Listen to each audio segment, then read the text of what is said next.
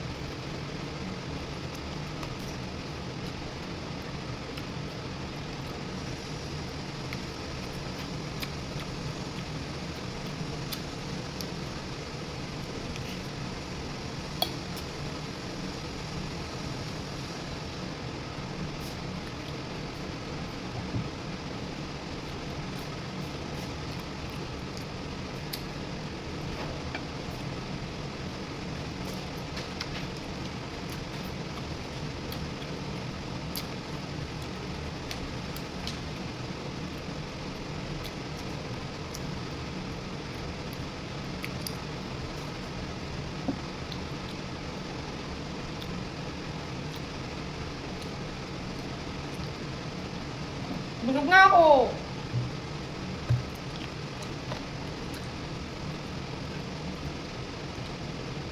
Ay, nagutom na gutom ako eh.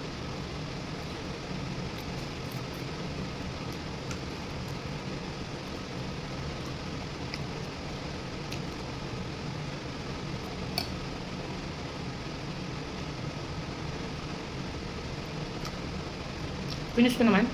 Pag nandito ako kakinis, okay na ako.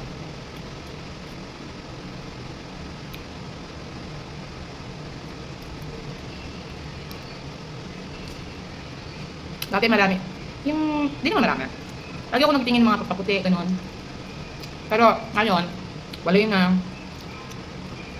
Ang kailangan ko na lang, collagen. Kailangan ko ng pampa-fresh. Look young. Dahil ang gawa ko, gusto ko yung kulay ko. Kahit naman sinasabi niya, okay lang ako pumuti ka. Pero alam ko nang gusto niya hindi naman maitim. Brown color ako. Pag naman ako brown talaga, yung light. Kasi ang iba nang sabi puti daw ako eh. Pero gusto niya yung ganitong kulay ko na lang, hindi na yung puputi pa talaga. Kasi sa bansa nila, gusto nila yung kulay ko o mas color brown ka. Kaya gusto nilang kulay ng mga Pinoy. Sa beses ngayon nag-date kami, kasama yung mga katrabaho niya. Diyos ko. Maghapon kami naglakad. Walang pagod ba sila? Di ba sila napapagod maglakad? Tapos nasa ilitan talaga, mga naka-ano pa, naka-t-shirt, yung mga babae, naka-ano pa, ng sando. Tapos talagang ano-ano sa init. Takot na takot sa init pero wala ako nagawa. Kundi sumunod sa kanila. Lakad din ako sa initan. Ano po? Mga baby. Medyo takot ako umitin. Sabi niya, kami kailangan namin umitin kasi ikaw, takot ka umitin. Ikaw oo. Ito grabe gastos ko. grabe gastos ko sa papaputi ko lang. Si random. Ah, gutom ako.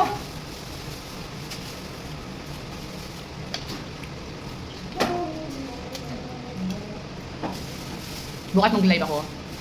Kasi gawa akong cookies.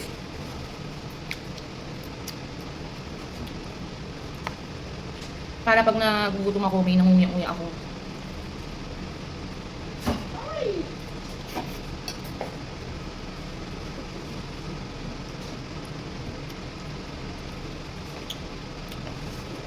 Ubusin mo na yan? Ang dami? Ako ginawa ko. Kahapon, hinati-hati ko na. Pinagtatlo ko. Nalimutan ko bumili ng mayonnaise. Meron pa ba akong mayonnaise? Para sa sisig ng kailangan. Balik mo dyan sa tindahan sa baba. Meron. Malay mo, malay natin lahat.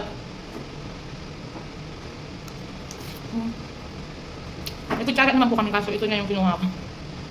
Kasi wala kang kutsara. Tapos na. Pwede pa ito mamaya.